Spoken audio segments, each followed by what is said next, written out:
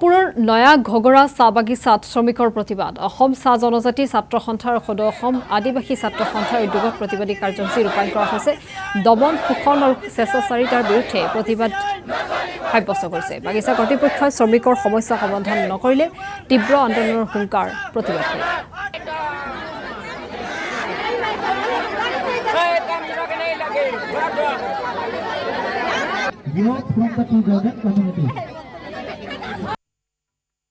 অসম আদিবাসী ছাত্ৰ সন্থা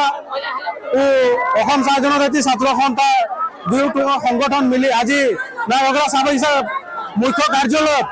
ধাৰণা কাৰ্যসূচী লোৱা হৈছে কাৰণ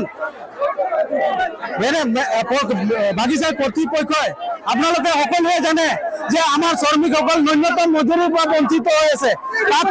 তাৰ সত্ত্বেও আমাৰ শ্ৰমিকসকলক তেওঁলোকৰ সুবিধাৰ সমূহৰ পৰা বঞ্চিত কৰিবলৈ সিহঁতৰ কৰ্তৃপক্ষই ব্যৱস্থা কৰে আৰু তেওঁলোকে এনেকুৱা আমাৰ ব্যৱহাৰ কৰে ব্ৰিটিছে যোৱা 70-75 বছৰ হৈ গ'ল কিন্তু এতিয়াও তেখেতসকলে আমাৰ ওপৰত ব্ৰিটিছৰ শাসন চলাই লৈ আহিছে সেইকাৰণে মই কৰ্তৃপক্ষক সকীয়াই দিছো যে ব্ৰিটিছে আমাৰ শ্ৰমিকৰ ওপৰত পিঠিত বাৰ কৰিছিলে আপোনালোকে পেটত বাৰ কৰা বন্ধ কৰক মই সেইটোৱে সকীয়াই দিছো আৰু যিমান আমাৰ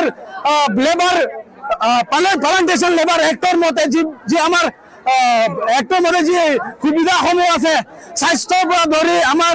সুৰক্ষাৰ প্ৰতি কল্যাণৰ প্ৰতি সকলো সুবিধাসমূহ আমাক 15 দিনৰ ভিতৰত আমাক বলবদ্ধ কৰিবৰ কাৰণে আমাৰ সদৌ অসম